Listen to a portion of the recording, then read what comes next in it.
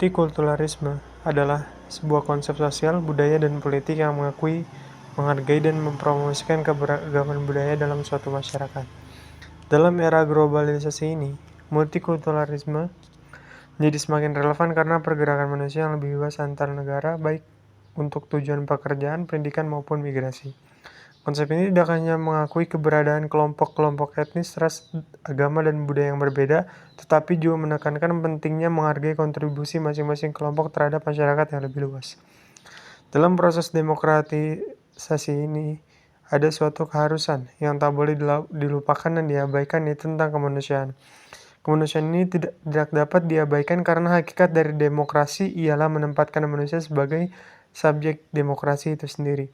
Dari sekarang sebenarnya telah dituntut dari kita kesediaan bersama untuk memperjuangkan kebebasan dan menyempurnakan demokrasi yang hidup di negeri kita. Perjuangan itu haruslah dimulai kesediaan menumbuhkan moralitas baru dalam kehidupan bangsa dan negara. Dalam kehidupan bangsa yaitu moralitas yang merasa terlibat dengan penderitaan rakyat di bawah. Pandangan Gus Dur tentang kemanusiaan ini muncul karena masih adanya konflik berkepanjangan yang terus terjadi hingga sekarang, baik atas nama suku, ras, golongan, maupun yang mengatasnamakan agama di berbagai pelosok di Indonesia. Konflik yang berkepanjangan ini menunjukkan belum adanya penghargaan terhadap kemanusiaan dan mudahnya orang main hakim sendiri. Dalam hal ini, tokoh agama, birokrat, pendidik, tokoh masyarakat berperan terhadap penanaman nilai-nilai agama yang berkaitan dengan moralitas.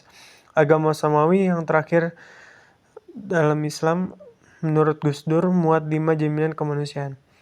Jaminan itu antara lain keselamatan fisik warga masyarakat dari tindakan badani di luar ketentuan hukum, jaminan atas keyakinan agama masing-masing, keselamatan keluarga dan keturunannya, pelindungan harta benda dan milik pribadi. Dari kelima jaminan dasar Islam terhadap kemanusiaan menunjukkan bahwa Islam memperlakukan warga masyarakat tanpa membedakan agama. Jadi multikulturalisme dalam perspektif Al-Quran terdapat dalam Quran Surat Al-Hujurat ayat 13. Ayat tersebut menunjuk kepada perbedaan yang senantiasa ada antara laki-laki dan perempuan, serta antar berbagai bangsa atau suku bangsa. Dengan demikian, perbedaan merupakan sebuah hal yang diakui Islam, sedangkan yang dilarang adalah perpecahan dan keterpisahan. Disinilah nantinya terbentuk persamaan antar bangsa, antar agama. Bukannya dalam ajaran atau akidah yang dianut, namun hanya pada tingkat capaian materi. Karena ukuran capaian materi menggunakan bukti-bukti kuantitatif, seperti tingkat penghasilan rata-rata masyarakat. Yang kedua yaitu penafsiran Ibnu Katsir. Tafsir Ibnu Katsir adalah salah satu tafsir yang sangat terkenal dan sering dijadikan rujukan dalam memahami Al-Quran. Berikut adalah penafsiran surat Al-Hujurat ayat 13 menurut tafsir Ibnu Katsir. Ibnu Katsir menjelaskan bahwa Allah memberitahukan kepada seluruh umat manusia bahwa Dia menciptakan mereka dari satu laki-laki atau Adam dan satu perempuan atau Hawa. Hal ini menunjukkan persamaan asal-usul manusia, menekankan bahwa tidak ada alasan bagi siapapun yang merasa lebih unggul karena keturunan atau ras. Ibnu Katsir menjelaskan bahwa Allah menjadikan manusia berbangsa-bangsa dan bersuku-suku agar mereka saling mengenal. Hal ini bukan untuk saling membanggakan diri, tapi agar mereka bisa saling mengenal dan bekerja sama. Keberagaman ini adalah tanda kebesaran Allah dan sarana untuk membangun hubungan yang harmonis di antara manusia. Menurut Ibnu Katsir, ayat ini menegaskan bahwa ukuran kemuliaan di sisi Allah adalah ketakwaan, bukan keturunan atau status sosial. Orang yang paling mulia di sisi Allah adalah yang paling bertakwa, yaitu yang paling taat pada perintahnya dan menjauhi larangannya. Ini menunjukkan bahwa setiap orang memiliki kesempatan yang sama untuk mencapai kemuliaan melalui ketakwaan. Ibnu Katsir menekankan bahwa Allah Maha mengetahui segala sesuatu yang tampak dan tersembunyi serta maha teliti dalam pengawasannya. Allah mengetahui siapa yang benar bertakwa dan siapa yang hanya berpura-pura. Hal ini mengingatkan bahwa penilaian manusia tidak selalu akurat, tapi Allah mengetahui dengan pasti kondisi hati setiap manusia. Secara keseluruhan, tafsir Ibnu Katsir menggarisbawahi prinsip-prinsip kesetaraan, penghargaan terhadap keberagaman, dan pentingnya ketakwaan sebagai ukuran kemuliaan di sisi Allah. Tafsir ini mengajarkan bahwa manusia harus saling mengenal dan menghargai satu sama lain, dan hanya ketakwaan yang membedakan derajat manusia di hadapan Allah. Surah Ar-Rum ayat 22 adalah salah satu ayat yang membahas tanda-tanda kebesaran Allah dalam menciptakan langit dan bumi, serta perbedaan bahasa dan warna kulit manusia. Berikut adalah teks dan terjemahan ayat tersebut. Yang artinya itu, dan di antara tanda-tanda kuasanya ia telah menciptakan langit dan bumi, serta berlain-lainannya bahasa dan warna kulitmu. Sungguhnya pada yang demikian itu benar-benar terdapat tanda-tanda bagi orang yang mengetahui. Ibnu Katsir menyatakan bahwa Allah menyebutkan penciptaan langit dan bumi sebagai tanda-tanda kuasa dan kebesarannya. Penciptaan langit dan bumi adalah bukti nyata akan adanya Allah dan kuasaannya yang tak terbatas. Ibnu Katsir menjelaskan bahwa perbedaan bahasa dan warna kulit di antara manusia adalah salah satu tanda kebesaran Allah. Allah menciptakan manusia dengan berbagai bahasa dan warna kulit untuk menunjukkan bahwa kebesaran dan kuasanya. Perbedaan ini seharusnya membuat manusia merenung dan menyadari kebesaran Allah, bukan sebagai alasan untuk perpecahan atau diskriminasi. Menurut Ibnu Katsir, hanya orang-orang yang berilmu dan memiliki pengetahuan yang bisa memahami dan merenungkan tanda-tanda kebesaran Allah ini. Mereka yang mengetahui dan memahami tanda-tanda ini akan semakin bertambah keimanannya kepada Allah dan semakin mengagumi kebesarannya. Dalam tafsir ini, Ibnu Katsir menekankan pentingnya merenungkan tanda-tanda kekuasaan Allah yang ada di sekitar kita. Penciptaan langit dan bumi, serta keragaman bahasa dan warna kulit manusia adalah bukti nyata kebesaran Allah yang seharusnya meningkatkan keimanan dan ketakwaan kita kepada Allah kepadanya. Perbedaan di antara manusia, baik dalam bahasa maupun warna kulit, adalah bagian dari ciptaan Allah yang harus dihargai dan disyukuri. Surah Al-Maidah ayat 48 adalah salah satu ayat yang menekankan pentingnya Al-Quran sebagai wahyu mukharrasif kitab sebenarnya mengandung petunjuk serta kebenaran. Berikut adalah teks dan terjemahan ayat tersebut. Dan kami telah menunjukkan kepadamu kitab Al-Quran dengan bawa kebenaran, membenarkan apa yang sebelumnya dari Alkitab atau Taurat dan Injil, dan sebagai batu ujian terhadap kitab-kitab yang lain itu. Maka putuskanlah perkara mereka menurut apa yang Allah turunkan, dan janganlah kamu mengikuti hawa nafsu mereka dengan meninggalkan kebenaran yang telah datang kepadamu. Untuk tiap-tiap umat di antara kamu, kami berikan aturan dan jalan yang terang. Sekiranya Allah menghendaki, niscaya kamu dijadikannya satu umat saja. Tapi Allah hendak menguji kamu terhadap pemberiannya kepadamu, maka berlomba-lombalah untuk berbuat kebajikan hanya kepada Allah. Allah lah kembali kamu semuanya, lalu diberitahukannya kepadamu apa yang telah kamu perselisihkan itu. Tafsir Ibnu Katsir. Menurut Ibnu Katsir, tafsir dari ayat ini memiliki beberapa poin penting. Yang pertama yaitu penurunan Al-Quran dengan kebenaran. Allah SWT menurunkan Al-Quran kepada Nabi Muhammad SAW sebagai wahyu yang membawa kebenaran. Al-Quran membenarkan kitab-kitab sebelumnya seperti Taurat dan Injil, menunjukkan bahwa semua kitab suci berasal dari sumber yang sama, yaitu Allah SWT. Yang kedua, Al-Quran sebagai pengawas. Al-Quran tidak hanya membenarkan kitab-kitab sebelumnya, tapi juga berfungsi sebagai muhaimin, pengawas atau kriteria terhadap kitab tersebut. Ini berarti Al-Quran mengandung petunjuk yang paling lengkap dan final, serta menjadi standar untuk menilai kebenaran di kitab-kitab sebelumnya. Ketiga, hukum berdasarkan wahyu Allah. Ibnu Katsir mengatakan bahwa Nabi Muhammad SAW dan umat Islam diperintahkan untuk memutuskan perkara berdasarkan apa yang telah Allah turunkan dalam Al-Quran. Umat Islam tidak boleh mengikuti hawa nafsu atau keinginan orang lain yang menyimpang dari kebenaran yang telah datang dari Allah Subhanahu wa taala. Yang keempat yaitu perbedaan syariat di setiap umat. Allah menetapkan syariat atau aturan dan jalan berbeda-beda untuk setiap umat sesuai dengan kebijaksanaannya. Namun semua syariat ini pada saat mengajarkan kebenaran dan kebaikan.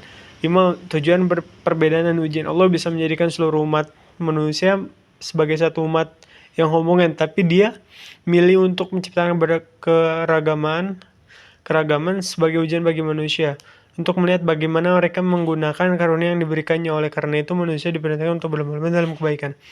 Keenam, kembali kepada Allah. Pada akhirnya, semua manusia akan kembali kepada Allah, dan Dia akan memberitahukan kepada mereka tentang apa yang mereka perselisihkan di dunia ini, mengingatkan manusia akan hari pembalasan di mana setiap perbuatan akan diperhitungkan.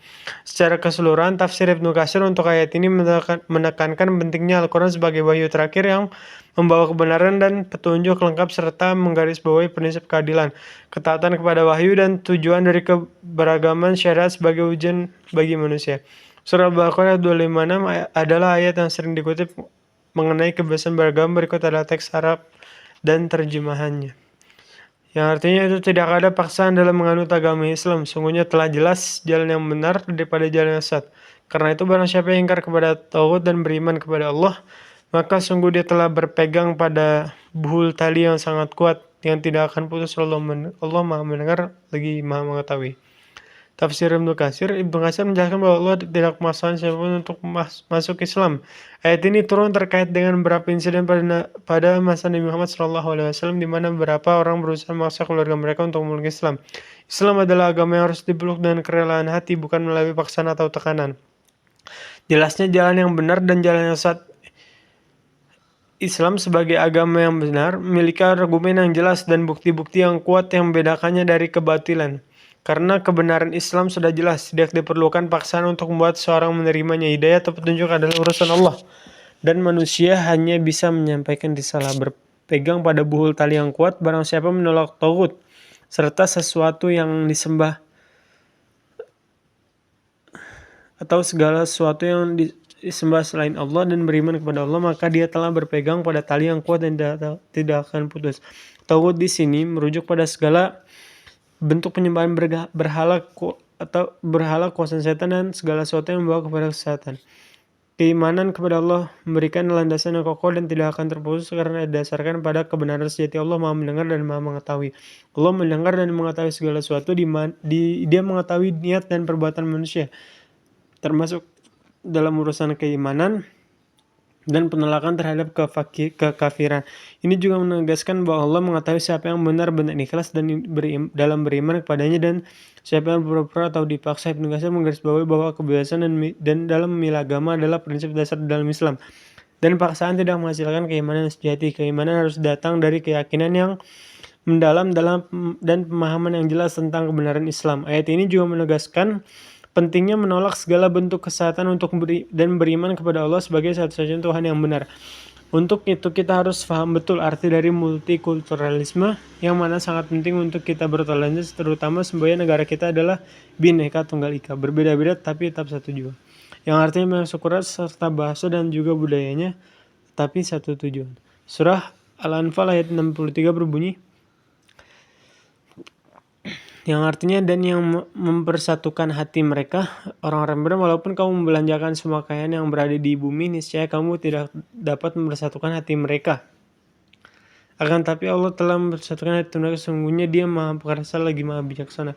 Ibnu Katsir menjelaskan bahwa ayat ini menekankan peran Allah dalam mempersatukan hati orang-orang beriman. Persatuan ini adalah anugerah dari Allah yang tidak bisa dicapai hanya dengan kekayaan atau usaha manusia.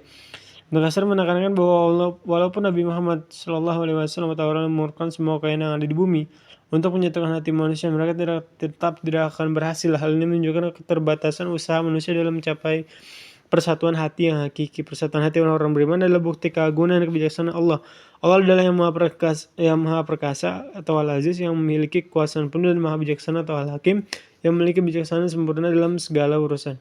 Ibnu Katsir juga menyebutkan bahwa ayat ini diturunkan dalam konteks mempersatukan kaum Ansor dan Muhajirin di Madinah. Sebelum Islam, suku-suku di Madinah sering berselisih dan berperang. Namun dengan datangnya Islam dan melalui hidayah Allah, hati mereka disatukan dalam persaudaraan dan kebersamaan yang kuat. Persatuan hati yang dianugerahkan oleh Allah bukan hanya fenomena sejarah tapi juga relevan dalam kehidupan umat Islam saat ini. Persatuan ini hanya bisa dicapai dengan keimanan yang kokoh dan hidayah dari Allah, bukan semata-mata melalui upaya duniawi atau materi.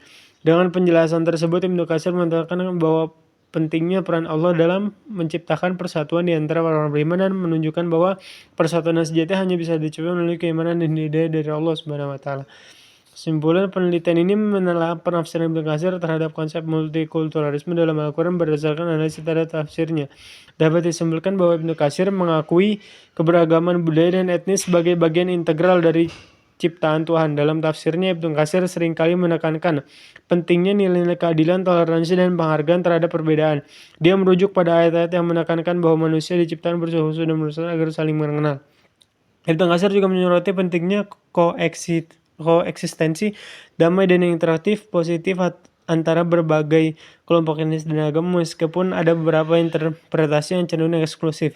Secara umum, tafsirnya mendorong pemahaman yang inklusif dan menghargai keragaman. Hal ini tercermin dalam cara Ibnu Katsir menjelaskan konteks historis ayat-ayat yang berhubungan dengan masyarakat multikultural pada masa awal Islam. Namun penting untuk dicatat bahwa tafsir Ibnu Katsir tetap dipengaruhi oleh konteks sosiopolitik zamannya yang kadang-kadang membatasi interpretasi multikulturalisme dalam kerangka yang lebih sempit dibandingkan dengan perspektif modern.